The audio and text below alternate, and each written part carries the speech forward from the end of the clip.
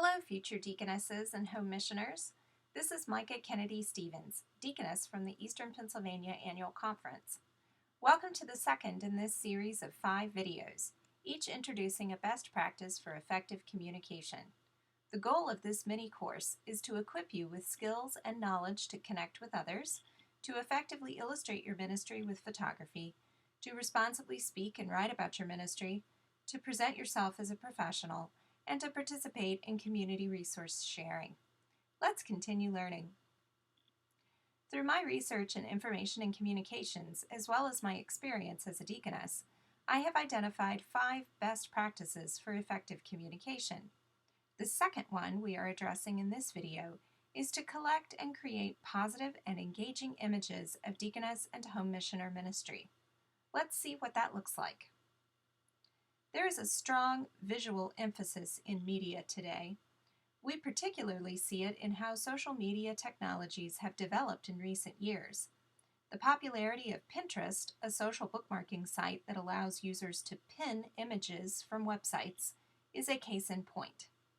Because of this, it is even more important for us to capture photographs of our ministries and ourselves engaged in ministry. We often find ourselves behind the camera at our ministry events and activities, making photos of ourselves in ministry rare.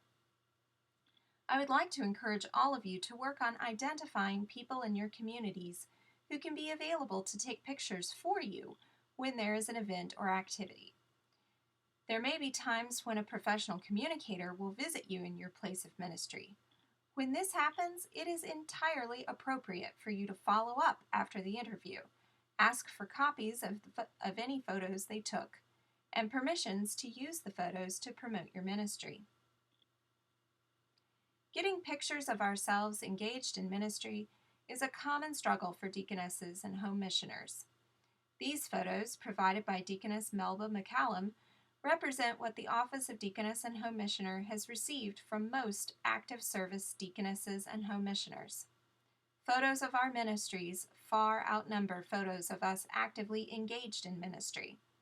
The Office of Deaconess and Home Missioner is often asked to share photos of our deaconesses and home missioners actively engaged in ministry for the purposes of advocating and promoting deaconess and home missioner ministries. It is our responsibility as deaconesses and home missioners to help create a rich collection of images that highlight our diverse ministries of love, justice, and service. When taking photos of your ministry, there are a few important things to remember. First, make sure you are composing photographs that celebrate the dignity and worth of all people.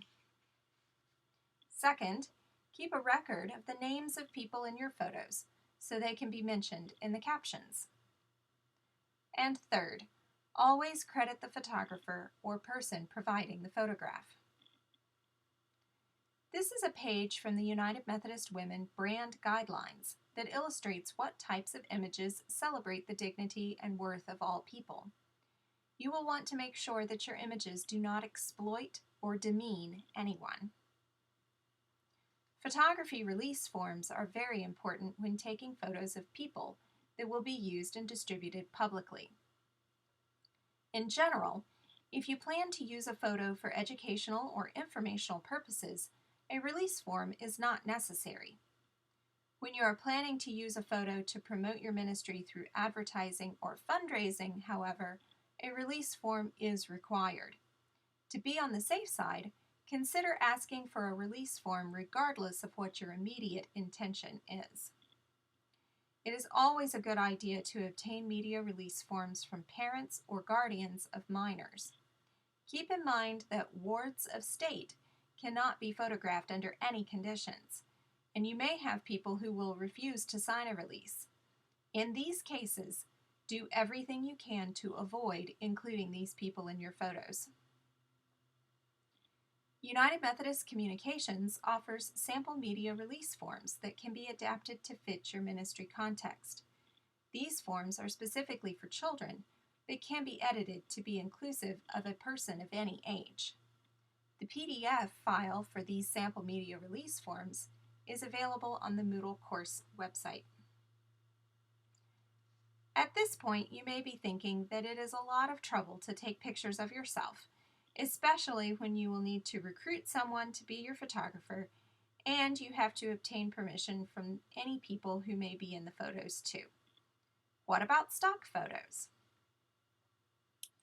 A stock photo, meaning a professional photograph or image made available for general use, can be a great time saver, but here are a few things to remember. It is always a good idea to use your own photos whenever possible. This gives your communication project a sense of authenticity. If you need a general illustration of something or a good background image, then stock photography is an acceptable alternative. When it comes to photos of people, however, it is best to avoid stock photography. Appropriate uses of stock photography include illustrating your geographic location or the broader context of your ministry. If you use social media, you know that posting an image of an announcement, invitation, or inspirational quote on a nice background is more likely to get noticed. Stock photo databases are a great resource for finding suitable background images for these types of communication projects.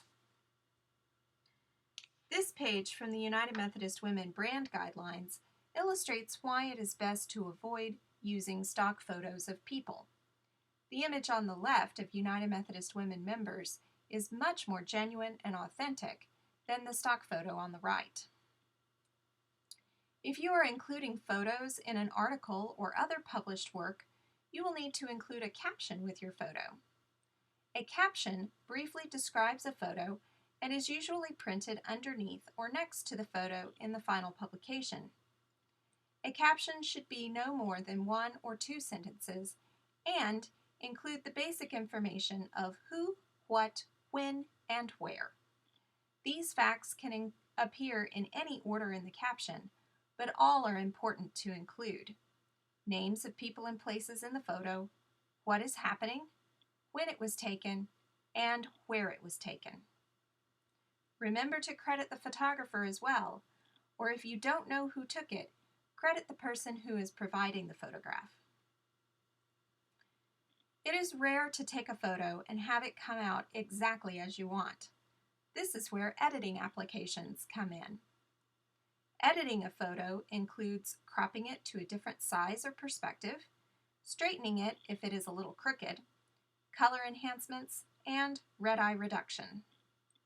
Online photo sharing sites like Flickr and photo printing services like Shutterfly and Snapfish offer basic editing tools through their websites.